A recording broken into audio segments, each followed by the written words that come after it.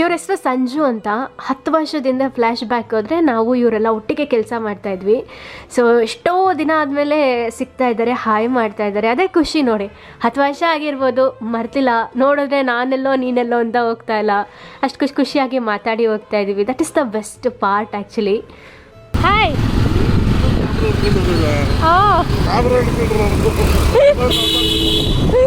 ಬಾಯ್. ಹೌದಾ, ಬಾಯ್ ಬಾಯ್.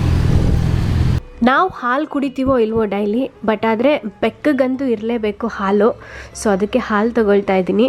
ಅದ್ರ ಜೊತೆಗೆ ರಾಮನವಮಿ ಸ್ಪೆಷಲು, ಅದಕ್ಕೆ ಮಜ್ಜಿಗೆ ಮಾಡೋಕ್ಕೆ ಅಂತ ಮೊಸರು ತೊಗೊಂಡೆ. ಮಜ್ಜಿಗೆ ನೋಡಿ ಎಷ್ಟು ಚೆನ್ನಾಗಿ ಅನಿಸ್ತಾ ಇದೆ ನೋಡೋಕ್ಕೆ. ನೆಕ್ಸ್ಟ್ ಅದಾದಮೇಲೆ ನಾನು ಕರ್ಬೂಜ ಹಣ್ಣು ತೊಗೊಂಡೆ. ಎಸ್ಪೆಷಲಿ ಬೇಸಿಗೆ ಕಾಲಕ್ಕಂತೂ ಬೆಲ್ಲದ ಪಾನಕ ತುಂಬ ಒಳ್ಳೆಯದು. ರಾಮನವಮಿ ಸ್ಪೆಷಲ್ ಇದು. ಸೊ ಬಿಸಿನೀರು ಕಾದಿ ಹಾರಿದ ನೀರಿಗೆ ಮಾಡಿರೋದು ಬೆಲ್ಲದ ಪಾನಕನ ಇದು. ನನಗಂತೂ ಸಖತ್ ಇಷ್ಟ ಅದು.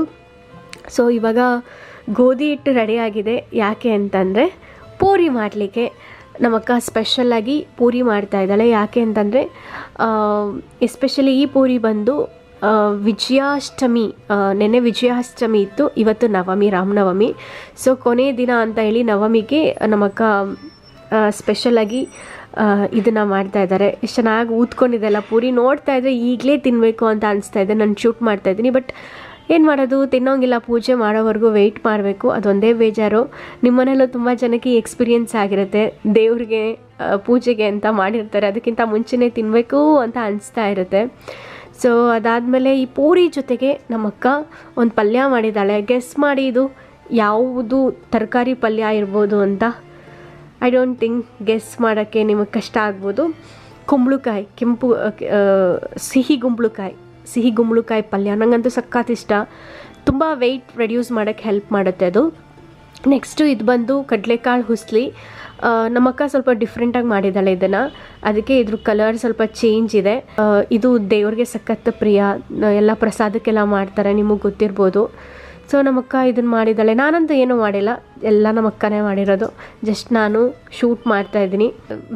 ನೆಕ್ಸ್ಟ್ ಬಂದು ಬೇಳೆ ಸಾಂಬಾರು, ಸಿಂಪಲ್ ಬೇಳೆ ಸಾಂಬಾರು. ನಂಗೆ ಈ ರೀತಿ ಸಿಂಪಲ್ ಇದ್ದರೆ ಸಖತ್ ಇಷ್ಟ. ಮಸಾಲೆ ಎಲ್ಲ ಹಾಕಿದ್ರೆ ನನಗೆ ಇಷ್ಟನೇ ಆಗಲ್ಲ.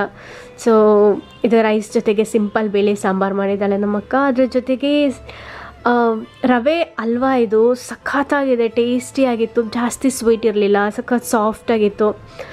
ಇದು ಅಷ್ಟೇ ದೇವರಿಗೆ ಪ್ರಸಾದ ಅಂತ ನಮ್ಮಕ್ಕ ಮಾಡಿರೋದು. ಸೊ ಶೂಟ್ ಮಾಡ್ತಾ ಇದ್ದಾಗಲೇ ತಿನ್ನಬೇಕು ಅಂತ ಅನಿಸ್ತಾ ಇತ್ತು, ಬಟ್ ಅವ್ರು ಪೂಜೆ ಮಾಡೋವರೆಗೂ ನಾನು ಕಾಯಬೇಕಾಯಿತು ಇದನ್ನು ತಿನ್ನೋಕ್ಕೆ. ಸೊ ನೆಕ್ಸ್ಟು ಇದು ನೋಡಿದ್ರೆ ಕೋಸಂಬರಿ. ಸೊ ಕೋಸಂಬರಿನೂ ಮಾಡಿದ್ದಾಳೆ. ಇದೆಲ್ಲ ರಾಮನವಮಿಗೆ ಮತ್ತು ವಿಜಯಾಷ್ಟಮಿ ಅದರ ಸ್ಪೆಷಲ್ಲು. ಇವತ್ತು ಕೊನೆಯ ದಿನ, ಅದಕ್ಕೆ ನಮ್ಮಕ್ಕ ಇಷ್ಟೊಂದು ಸ್ಪೆಷಲ್ ಎಲ್ಲ ಮಾಡಿದ್ದಾಳೆ.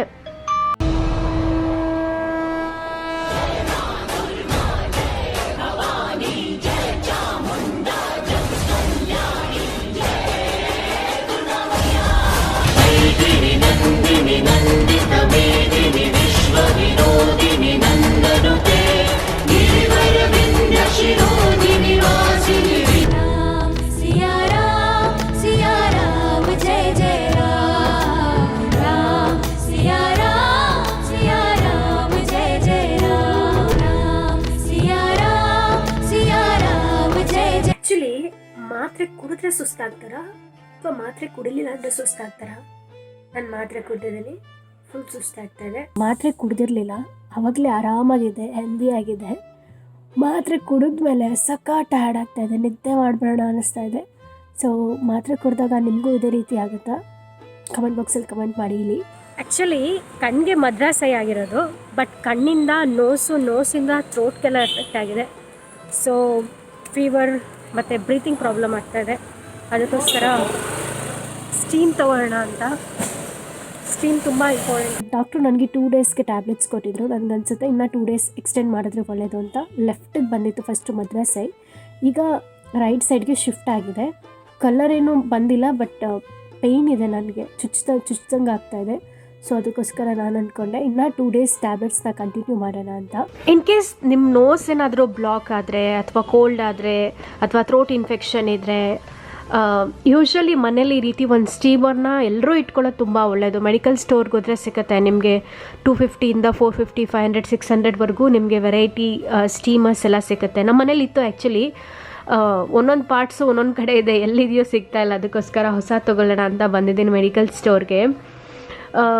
ಎಸ್ಪೆಷಲಿ ಕೋಲ್ಡ್ ಇದ್ದಾಗ, ಕಾಫ್ ಇದ್ದಾಗ, ಅಥವಾ ನಿಮ್ಮ ನೋಸ್ ಕಟ್ಕೊಂಡಿದ್ದಾಗ, ಸ್ಟಫ್ ನೋಸ್ ಇದ್ದಾಗ, ಅಥವಾ ನಿಮ್ಗೆ ಹೆಡೇಕ್ ಇದ್ದಾಗ, ಅಥವಾ ಸೈನಸ್ ಇರೋರಿಗೆ, ಅಥವಾ ಬ್ರಾಂಕೈಟಿಸಲ್ಲಿ ಏನಾದರೂ ಪ್ರಾಬ್ಲಮ್ ಇದ್ದರೆ, ಉಸಿರಾಡೋಕ್ಕೆ ತೊಂದರೆ ಆಗ್ತಾಯಿದ್ರೆ, ನಿಜವಾಗ್ಲೂ ಅವ್ರಿಗೆಲ್ಲರಿಗೂ ಈ ಜಸ್ಟ್ ನೀವು ಏನೂ ಆ್ಯಡ್ ಮಾಡಬೇಡಿ, ಟ್ಯಾಪ್ ವಾಟರ್ ಜೊತೆಗೆ ಸ್ಟೀಮ್ ತೊಗೊಂಡ್ರೆ ತುಂಬ ಹೆಲ್ದಿ.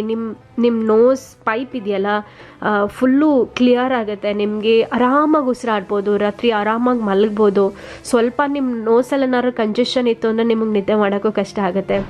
ನೋಸಲ್ಲಿ ಉಸಿರಾಡೋಕ್ಕೆ ಆಗಲ್ಲ, ಬಾಯಲ್ಲಿ ಉಸಿರಾಡಬೇಕು ಅಂತ ಅನಿಸುತ್ತೆ. ಸೊ ನನಗೆ ಸಡನ್ನಾಗಿ ನೋಸಲ್ಲಿ ಉಸಿರಾಡೋಕ್ಕೆ ಪ್ರಾಬ್ಲಮ್ ಆಗ್ತಾಯಿತ್ತು. ಅದಕ್ಕೋಸ್ಕರ ಸ್ಟೀಮ್ ತೊಗೊಳ್ತಾ ಇದ್ದೀನಿ. ಸ್ಟೀಮ್ ತೊಗೊಂಡ್ಮೇಲೆ ಆರಾಮಾಗಿ ನೋಸಲ್ಲೇ ಬ್ರೀತ್ ಮಾಡೋಕ್ಕೆ ಸ್ಟಾರ್ಟ್ ಮಾಡಿದೆ. ಸೊ ಅದರದ್ದು ಬೆಸ್ಟ್ ಪಾರ್ಟ್ ಇದು. ಏನೂ ಆ್ಯಡ್ ಮಾಡೋದು ಬೇಡ, ಜಸ್ಟ್ ವಾಟರಲ್ಲೇ ನಿಮ್ಮ ನೋಸೆಲ್ಲ ಕ್ಲಿಯರ್ ಅಂತ ಅನಿಸ್ಬಿಡುತ್ತೆ. ತುಂಬ ಜನಕ್ಕೆ ಸ್ಕಿನ್ ಕಾನ್ಷಿಯಸ್ ಇದ್ದರೆ, ಅಕಸ್ಮಾತ್ ಏನಾದರೂ ಬ್ಲ್ಯಾಕ್ ಹೆಡ್ಸು, ವೈಟ್ ಹೆಡ್ಸ್ ಇದ್ದರೆ, ಅಥವಾ ಪಿಂಪಲ್ಸ್ ಇದ್ದರೆ, ಅಥವಾ ನಿಮ್ಮ ಮುಖದಲ್ಲಿ ಏನಾದರೂ ಡಸ್ಟ್ ಇತ್ತು ಅಂತಂದರೆ, ಎಸ್ಪೆಷಲಿ ಸ್ಕಿನ್ಗೂ ತುಂಬ ಇಂಪಾರ್ಟೆಂಟು, ತುಂಬ ಒಳ್ಳೆಯದು. ನಿಮ್ಮ ಸ್ಕಿನ್ ತುಂಬ ಕ್ಲಿಯರ್ ಆಗುತ್ತೆ. ಈ ರೀತಿ ಸ್ಟೀಮ್ ತೊಗೊಳ್ಳೋದ್ರಿಂದ ನಿಮ್ಮ ಮುಖದಲ್ಲಿ ಬ್ಲಡ್ ಸರ್ಕ್ಯುಲೇಷನ್ ಚೆನ್ನಾಗಾಗುತ್ತೆ.